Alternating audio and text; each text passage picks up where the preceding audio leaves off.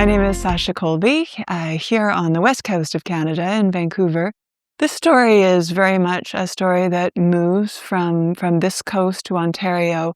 It is the story of my grandmother, who was abducted from her Ukrainian village, taken to work for the Nazis as a forced laborer, and then eventually made her way to Canada. I think the reason this story came about at the time it did, which was really in 2011, is that my grandmother had reached an age where she knew that she did not have that much time left.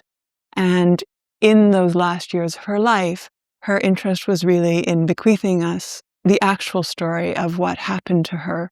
It was not an easy process. It was a process that took a great deal of time and a number of visits coming from the West Coast to see her in Niagara Falls in order to finally be able to understand the depth of what she experienced in the labor camps. And then eventually, as she was rescued by Leica camera heiress Elsie Kuhn Lights, living inside the Lights camera mansion, and then her experience of escape as it intersected with the life of Elsie Kuhn Lights, who was in fact arrested on charges of excessive humanity. The title of the book is the Matryoshka Memoirs, and it comes from the word that we used for the embedded nesting dolls that would sit on my grandmother's dresser. We use the word Matryoshka partly because my grandfather was Russian, my grandmother was Ukrainian, and so we always had a mix of dialects happening inside the house. And so it was always the Matryoshka that's sitting on the dresser. The thing about it is that it was actually impossible to open. My grandmother had screwed it so tightly that none of us could really open it later in life. As children, we were always sort of trying to get into it. Pieces would be all over the place. And so there was a sort of sealed nature to the Matryoshka, which I felt was really emblematic of the ways in which her stories about the past were sealed behind the veneer of what it is that she wanted us to know, of what she felt comfortable telling.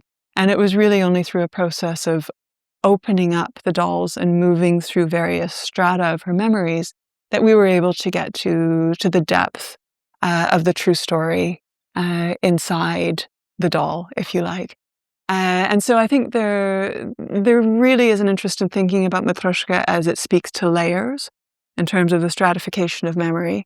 Certainly because it's a multi-generational story about women, there is also this ways in which the Matryoshka is ultimately a perfect expression for the ways in which women's stories sit inside each other through multiple generations.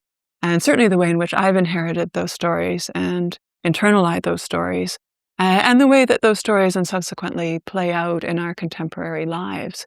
I think in terms of the book, what it means to me and why I am really delighted to have it recognized in this context is I think about my grandmother, and this is her story, and how excited she would be that her story meant something to other people.